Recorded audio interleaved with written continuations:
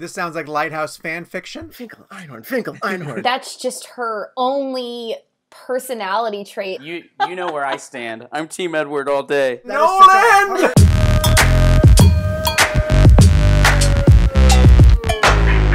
Don't be so dramatic. Hello everyone, I'm Sean O'Connell, the managing director here at CinemaBlend, and we are diving into a conversation about all things Robert Pattinson. Not just Robert Pattinson in general, but specifically the character he plays in Christopher Nolan's new film, Tenet. And so to figure out exactly what is going on with Neil, we had to invite this panel of experts, including Mike Reyes, Katie Hughes, and Braden Roberts.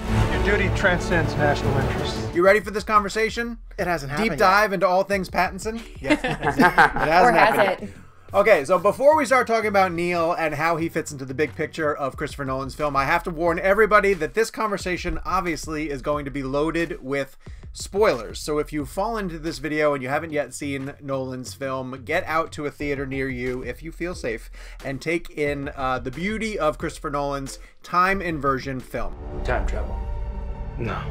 Inversion. We're going to start essentially at the end of our story, which is the beginning of a beautiful friendship. We want to get into a conversation about where Neil comes from in the timeline. And I think, having only seen the movie once, that there are two potential answers to this theory or question, but I really want to hear from you guys. So Braden, let's start with you. Where do you think Neil starts his story? Is he a future version or a past version? So, I think there's like you said, Sean, there's a couple options here, but I really, really love the idea that Neil is just like super old. Like I'm talking hundreds of years old, or maybe just 100 years old, because if you guys remember, at the beginning of the film, we see some of these items that have been inverted, that the future generation has sent to the past. We see older technology like compasses, some old gears that the material scientist pulls out to show the protagonist. And I like to think that John David Washington was smart enough to go back and say like, oh man, maybe Robert Pattinson was some swashbuckling pirate from 100 years ago that he needed to lean on, and he had some inverted compass or something like that. Seems bold. Bold, I'm fine with. I thought you were going to say nuts. This sounds like Lighthouse fan fiction. Yeah. I don't know if you saw the. I don't know if you saw the that shirt. I would expect that from Braden. Katie, what about you? Do you have a theory about from which direction Neil is heading? So I went in thinking that he came from the future, just having done the ending explained with you and having kind of known what was coming. I'm actually really appreciative now that we had done that beforehand, because I was able to go in with more of an analytical eye for it. But the one thing that I kept going back to is that if he did come from the future, he would have had to have been in like his early 20s when he started inverting back to the present. And that's not necessarily like a long relationship he would have had with the protagonist. Like he would have been really young and then kind of had to teach himself back into this present day. So I'm really thinking that maybe the protagonist who started inverting himself went way back into the past because he told the protagonist, you have a future in the past. And then He did say that, yes. And then met Neil, trained him, created the Tenet organization, and then everyone else was prepared for when they met the protagonist kind of in our present day. Okay, I'm willing to buy that, sure. I mean, it makes as much sense as anything else we've been hearing. We'll try and keep up. Mike, you have a tendency to throw a hand grenade into logical discussion. Where are you coming at from the discussion of where Robert Pattinson begins and ends in Tenet? I think he's definitely from the future, because the whole thing is, it seems inversion is a very one-for-one time scale. Like you're going back in real time. You're not just going back here and there. You can't just travel to a random point. So I think he's actually from the future, and that brings up this other question that I sort of have for the side, like how far into the future is all this happening? We can never know. Because you would think that Neil is not only inverting a day at a time, but he's also kind of getting younger. Because the thing that sort of tips me off to that is they talk about how they have to bring Kat back in time to heal her from that inverted bullet. And it's like, oh, it's a couple days and she'll be healed.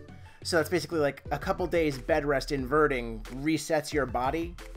So maybe he's sort of Benjamin buttoning back to the opera house and then playing out from that point up until the end of the film, because he's in that initial opera house sequence.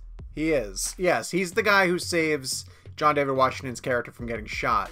And that's the first time that we see the ribbon on the back of the red string on the back of the backpack. Isn't that correct? Yeah, and I didn't notice that until the second time around. Not everybody does. Which brings up the question. When the line that stands out to me, in addition to the one that Katie mentioned, is when he says to the protagonist, "I will see you again at the beginning."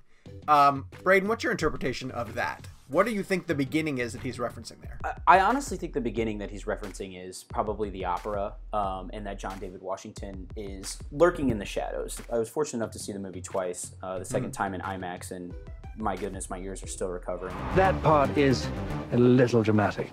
I think he's referring to the opera because, like you said, upon second viewing, Mike, I saw the little tag on the back of Robert Pattinson saving John David Washington, and I like to think that the protagonist is somewhere lurking in the shadows, the future version of the protagonist that we see. Do you think he's one of those cloaked soldiers? He could be one of the soldiers. Yeah, I think that, there's no way that he's allowing this to all go down without him monitoring the situation from a step back. Where is he during the events of the film? So I'm thinking, we'll meet back at the beginning, whether that means, when he trains up Neil to be prepared to fight this giant threat, or if that means, he notices him at the opera and he's the one that saves him. I think somewhere in there, the protagonist is lurking in the shadows and pulling all the strings, which he ends up mentioning at the end of the movie anyway.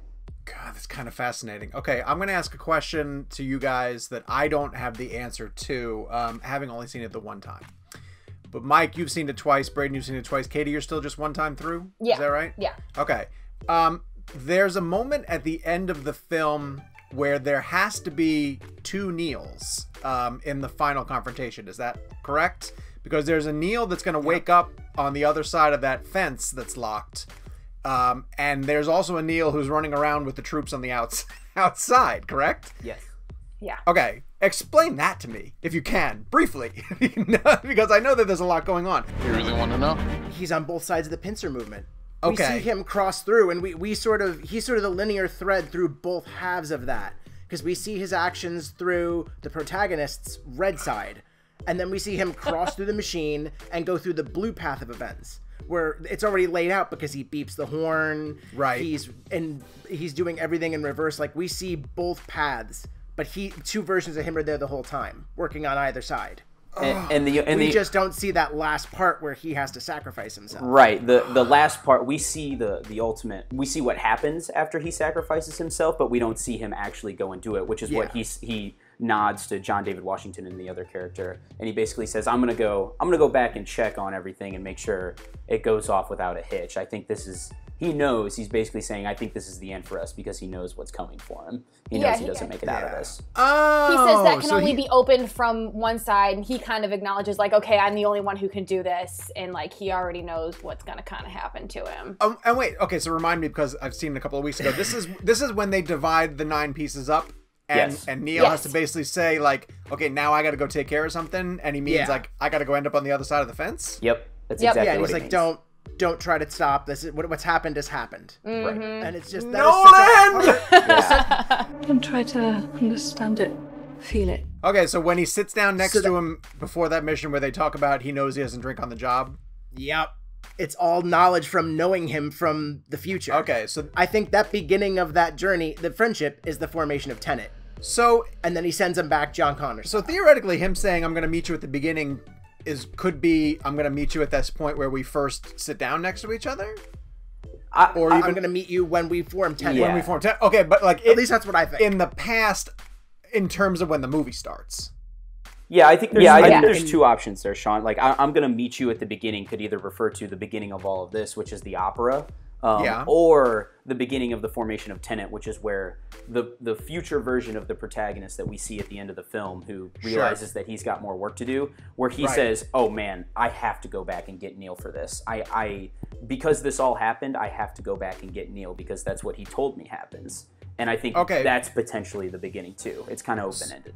So let me ask a logical question before we shift over into the second half of this discussion. That would mean that an older protagonist had to go through a turnstile and live in inversion long enough to get to a point where he meets a Neil and would then kind of invert. And you're saying live through the events of Tenet in the background? We don't see him? That's so what throughout I the mentioned course earlier. of the movie Tenet, you think that there are two protagonists? I think there arguably have to be. I mean, at least how my non-physicist brain works. Sure. I think at some point, he has to be lurking in the background, at least watching, because I like to think that his character would make sure that these things go off without a hitch. But Sure. again, the counter argument to that is what has happened has happened. So maybe he doesn't have to be there. He already knows what's going to happen is going to happen. So he just needs to spend his time setting up everything, and he knows it'll go off without a hitch.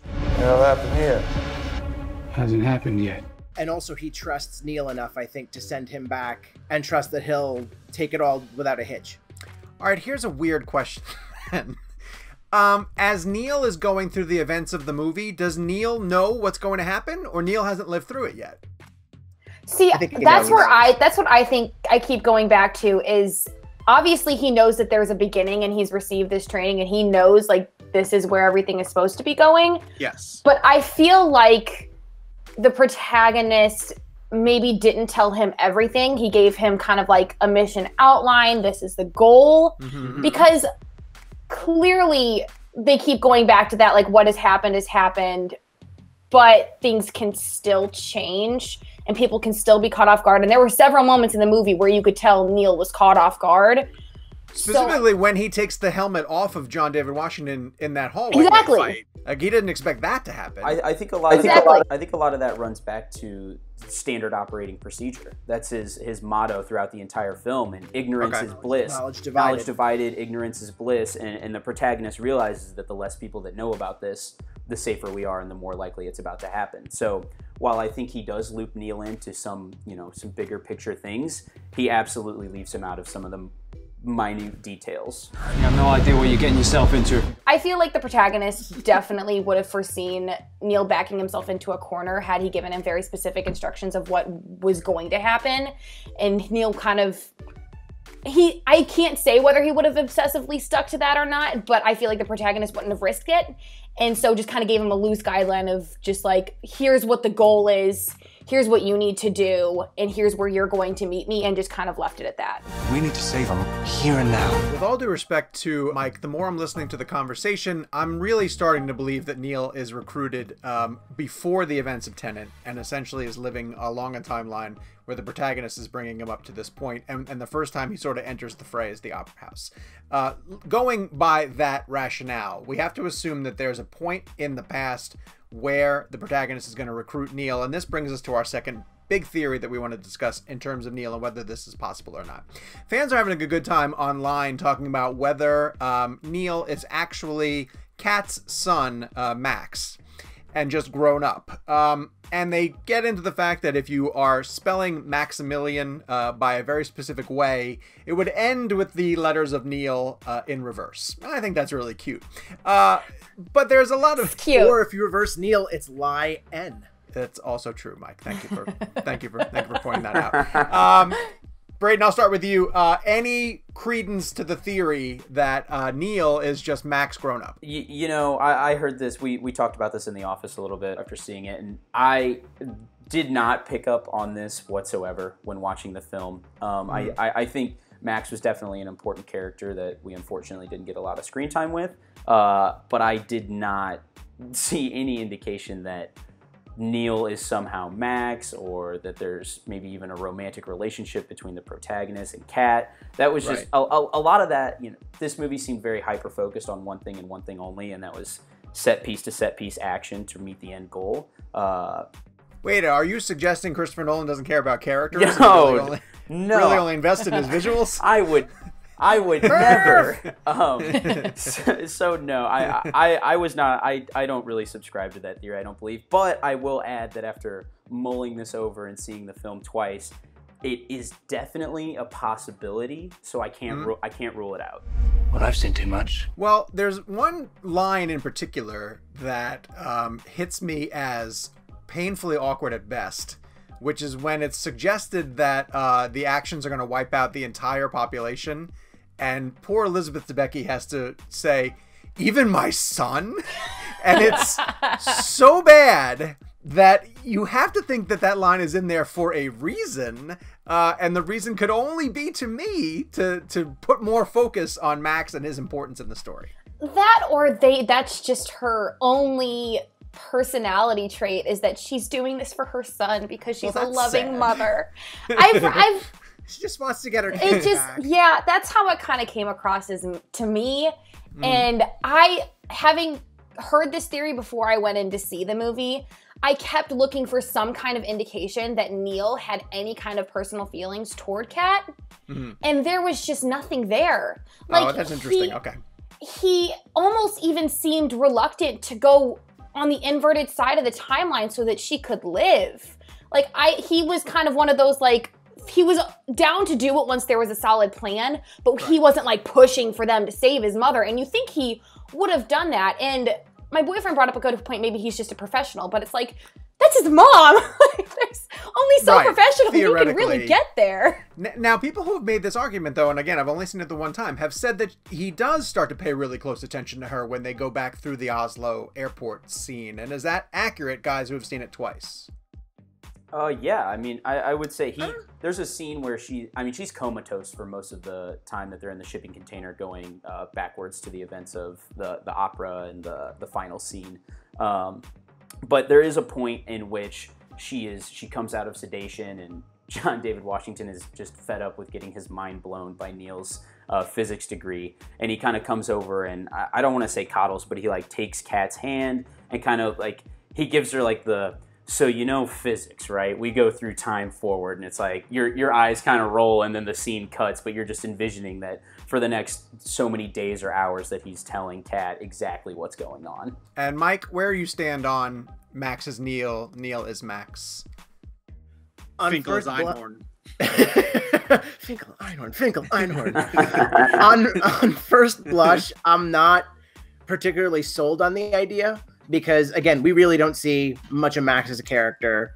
I would think that Neil would have like a little more of an emotional response to meeting his mom and helping her through all of this. Because we have seen Nolan can do that sort of thing with characters. I mean, Interstellar is a good example of, that's probably the most emotional movie Nolan's made, like it or not. Inception, he tries. He's getting closer in Inception. He gives it a good effort. Interstellar, he probably lands it. Yes, I think he's evolving in emotional storytelling, and I would say Interstellar is definitely a cornerstone of that. But I don't think Max is Neil. However, I am open to it possibly happening because there's a ton of room to follow up on this movie.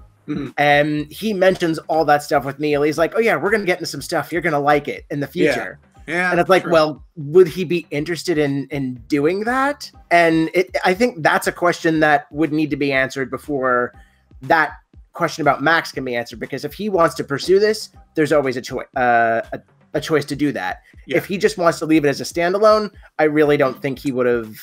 I think he would have put it right in there if he wanted to, if it's one and done. And Nolan's not a sequel guy. I mean, outside of the Batman franchise, he tends to pursue original screenplays. But you're right; those things are in there very deliberately, as if to say, there are different ways that I could continue this story if I wanted to. We could either go forward or back. So we'll see which direction it goes. The line that strikes me or struck me when someone mentioned this theory was how it's very deliberate at the end when Robert Pattinson says, "I'll see you at the beginning," that the next scene we do see is the protagonist looking at Elizabeth Debicki and Max and essentially preventing them from being killed at that point, I believe, if I'm remembering correctly. You do. Starting with Mike. Mike, do you think that Christopher Nolan has the answers to the questions that we are bringing up right now? Does Nolan know exactly where Neil is from? Does he know if Max is Neil? Or does Nolan like to just open up a ton of Pandora's box questions and let us debate them on videos like this? Oh, I think he knows. I don't think he would go into that equation without knowing, and it's really up to him whether he wants to reveal that or not. We'll see. I mean, there's bound to be more evidence in like the script, or there's even like a special book that's out there, The Secrets of Tenet, and it's like, how many secrets did you really keep from this movie? Mike, if I worked at CinemaBlend, I would request copies of those books and maybe write features. Do I work here still? I thought I got fired in the last video. No, it hasn't happened yet. Doesn't us being here now mean it never happened? See, I feel like Nolan is one of those filmmakers who sets it up to where it can be theorized and people can go there if they want to after movie. Just enough stuff is left open-ended that like there is a discussion, because obviously like a movie is memorable if there's discussion afterwards. Sure. But looking at some of, just having done some of the research and looking into it deeper, I don't think there's enough to say for sure that he is his son. Like, of course, there are good coincidences and there are excellent assumptions that we can make, Maximilian being one of those things, but I think we have to look at what we're given in the movie, and I don't believe in it. But of course, I love discussing the options, and when I was reading into it, I was like, oh, that's so cool. They both have accents, and they're the only two English people, and they both do their hair the same way, and stuff like that. But I think those are just kind of happy coincidences that Nolan's okay with people latching onto. There are no coincidences in a Nolan screenplay. Right, and people teach the controversy. Braden, I'll get you out of here on this one. Team Edward or Team Jacob? Oh, you know where I stand. I'm Team Edward all day. That's my guy right there. All right, no, for real. I wanted to ask you, does Cobb's totem actually fall or keep spinning? Oh, it actually falls. You see the wobble at the end, without a doubt. 100%. Damn it. All right, well, there you go. So we haven't solved anything, necessarily, but we have some really strong theories about why Robert Pattinson is super important to Tenet and where we might want to see the sequel go. So now we would like to hear from you guys. If you have not seen Tenet and made it to the end of this video, we've ruined the entire film for you. So I'm going to assume that you saw it. What are you doing? Yeah. Head to the comments down below and weigh in with your theories about Neil, where you think he comes from on the timeline, where you think he's going in the timeline, and whether you think Max is actually Neil. And while you're down there, hit subscribe and turn on your notifications, so that way every time we post a new video on CinemaBlend's YouTube page, you can come and watch it.